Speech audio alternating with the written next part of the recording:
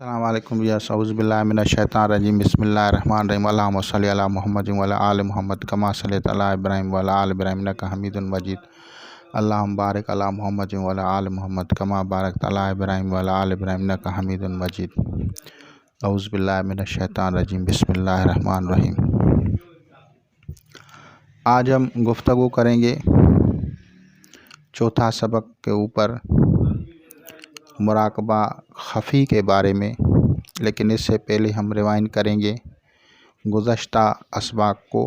پہلا سبق جو ہے وہ ذکر قلب، لطیفہ قلب، اس کا ذاکر مشاہدہ فرشتگان، عالم ملکوت سے رابطہ کرنے کی اہلیت رکھتا ہے۔ دوسرا جو اسٹیپ ہوتا ہے وہ ہوتا ہے مراقبہ روح، اور اس میں جو ہے انسان ارواح سے رابطہ کرنے کی قوت حاصل کر لیتا ہے۔ تیسرا ہوتا ہے سری، جو کہ راز، قدرت کے راز جو ہوتے ہیں اس پہ آشکار ہوتے ہیں، اور اللہ تعالیٰ اس کو کسی بھی کوئی اگر وہ غلط کام کرتا ہے تو اسے تنبیہاً ایک الہام ہوتا ہے اس ولی کو کہ یہ چیز نہ کرو، اور اس کے دل سے وہ آواز آتی ہے، یا اس کو خواب میں حکم ہوتا ہے کہ اس برائی یا اس کام سے باز آ جاؤ۔ اور چوتھا سبق جو ہے وہ خفی ہے۔ تو پہلے دو سبق سمجھیں، پہلا قلب جو ہے،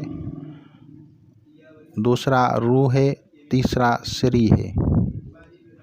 قلب کا جو ماسٹر کی ہے وہ حضرت آدم علیہ السلام کو ہے، روح کا ماسٹر کی حضرت نوح علیہ السلام، حضرت ابراہیم علیہ السلام کو ہے، اور سری کا ماسٹر کی حضرت موسیٰ علیہ السلام کو ہے، جسے موسیٰ کلیم اللہ بھی بولتے ہیں۔ اور چوتھا جو ہے اسٹیپ وہ ہے خفی۔ تو خفی کا ظاہراً معنی ہے ہڈن یا چھپا ہوا۔ یہ ایک ایسا نظام ہے، اگر کوئی میڈیٹیشن میں، کوئی مراقبہ میں، کوئی خیال میں، کوئی تصور میں ذکر اللہ کرتا ہے، اللہ کا ذکر کرتا ہے، اللہ کا ذکر کرنے والا وہ ذاکر جو ہوتا ہے، تو اس کو فیض سیدنا عیسیٰ علیہ السلام یا حضرت سیدنا عیسیٰ روح اللہ علیہ السلام سے عطا ہوتا ہے۔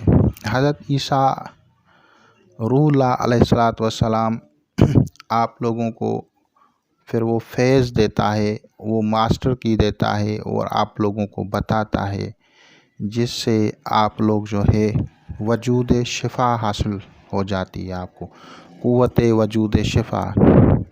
اگر سیدنا حضرت عیسیٰ روح اللہ علیہ السلام کسی بندے کو فیض دے تو اس فیض کی برکت یہ ہوتی ہے کہ وہ اللہ کا بندہ جو ہوتا ہے وہ وجود شفا حاصل کر لیتا ہے۔ وجود شفا اللہ تعالیٰ نے جو ہے یہ فیض، یہ قوت حضرت عیسیٰ روح اللہ علیہ السلام کو عطا فرمایا۔ آپ جس بھی مریض کو ہاتھ لگاتے بیماری ختم ہو جاتی۔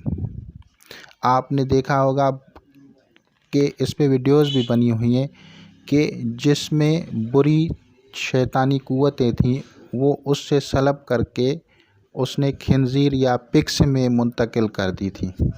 اس کے علاوہ برس، کوڑ، ایسی امراض، لا علاج امراض، ان کو صرف حضرت عیسیٰ علیہ السلام ہاتھ لگاتے تھے تو اس کو شفا حاصل ہو جاتی تھی۔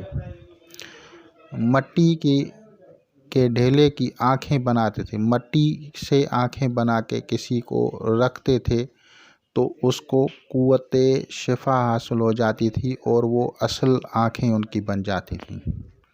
قرآن مجید فرقان حمید میں آتا ہے کہ مٹی سے کوئی اڑنے والی چیز بنا کے اس کو پھونک مارتے تھے تو وہ زندہ ہو جاتی تھی۔ تو یہ معجزات تھے حضرت عیسیٰ روح اللہ علیہ السلام کے۔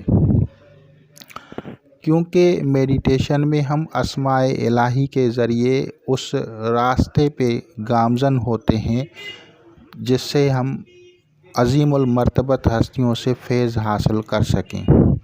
تو لطیفہ خفی میں یہ پاور ہوتا ہے کہ وہ حضرت عیسیٰ روح اللہ علیہ السلام سے جب فیض یاب ہوتا ہے تو اس کا فیض جو ہے اس کا تھوڑا بھی حصہ اگر کسی انسان کو مل جاتا ہے، یعنی وہ کامیاب ہو جاتا ہے، تو وہ بڑا لکی بندہ ہے، وہ بڑا خوش قسمت انسان ہے، اور اس میں ایک پاور پیدا ہو جاتی ہے۔ وہ پاور کیا ہے؟ آپ لوگوں نے دیکھا ہوگا اولیاء کرام کے قدموں کی خاک انسانوں کی شفا بن جاتی ہے۔ یہ قدموں کی خاک جو شفا بن گئی ہے، یہ لطیفہ خفی کا ہی فیض ہے۔ اس کا وجود جو ہوتا ہے، اس کا وجود شفا بن جاتا ہے، وجود شفا، اس کا جسم شفا بن جاتا ہے۔ اس کے کپڑے جو پہنے ہوتے ہیں اس پہ جس میں وہ ذکر کرتا ہے بندہ، تو اس سے بھی جو فیض میں ہوتا ہے تو اس کپڑے میں بھی شفا ہو جاتی ہے۔ اور ایسے آپ لوگوں نے دیکھا ہوگا اور ایسی باتیں سنی ہوں گی، کچھ لوگوں کو ناگوار گزری ہوں گی، کیونکہ ان کی انڈرسٹینڈنگ پاور کے مطابق یہ کیسے ممکن ہے۔ لیکن کچھ کو جو ہے یہ چیزیں سمجھ میں آتی ہیں، جو لوگ روحانیت سے متصل ہیں، روحانیت سے ٹچ ہیں، روحانیت کے ساتھ جڑے ہوئے ہیں، جو اسپرچوئلٹی کے ساتھ ٹچ ہیں، جو اسپرچوئلٹی کے ساتھ جڑے ہوئے ہیں، تو ان کو یہ پتہ ہوتا ہے کہ یہ کس وجہ سے ہو رہا ہے۔ اس کا نور جو ہوتا ہے جس زمین پہ قدم رکھتا ہے تو اس نور کی برکت سے اس مٹی میں بھی شفا ہو جاتی ہے۔ وہ اللہ کا بندہ، وہ اللہ کا ولی جو 4th لیسن میں کامیابی ہو جاتی ہے اس کی، اور اس کا پاؤں اگر مٹی پہ رکھا جائے تو اس پہ شفا ہو جاتی ہے۔ وہ اگر کسی کو دم کر کے دے تو شفا ہو جاتی ہے، وہ اگر پانی پی کے دے تو بھی شفا ہو جاتی ہے، اس کا اگر جھوٹا کھائیں گے تو شفا ہوگی، وہ اگر کسی مریض کو ہاتھ لگائے تو شفا ہو جائے گی، وہ کسی کے لیے دعا کرے تو شفا ہو جائے گی۔ یہ کیا ہے؟ یہ اللہ کے ذکر کی برکت ہے، اور یہ اس 4th لیول پہ جب پہنچتا ہے انسان تو یہ اس کا ایک پاور ہوتا ہے، اس کو ایک اتھارٹی ملتی ہے کہ وہ شفائے امراض کے لیے دعا کر سکتا ہے، شفائے امراض کی ان کی دعائیں مقبول ہوتی ہیں، اور اس انسان کو جو ہے وجود شفا حاصل ہو جاتا ہے۔ اور وہ توسل کس کے ذریعے سے ہوتا ہے؟ ماسٹر کی کس کے پاس ہے؟ حضرت عیسیٰ روح اللہ علیہ السلام کا، وہ جو قوم بنی اسرائیل کی طرف آیا، اور جس کو بنی اسرائیل کی قوم نے جو ہے اس کو صلیب پہ چڑھوایا۔ آج اس کے ماننے والے پوری دنیا میں جو ہیں، جو ان کے کتاب انجیل مقدس کو مانتے ہیں، انہیں جو ہے عیسائی یا کرسچنس یا کرسچنٹی کہا جاتا ہے۔ لیکن کیا مسلمان اس کو نہیں مانتے؟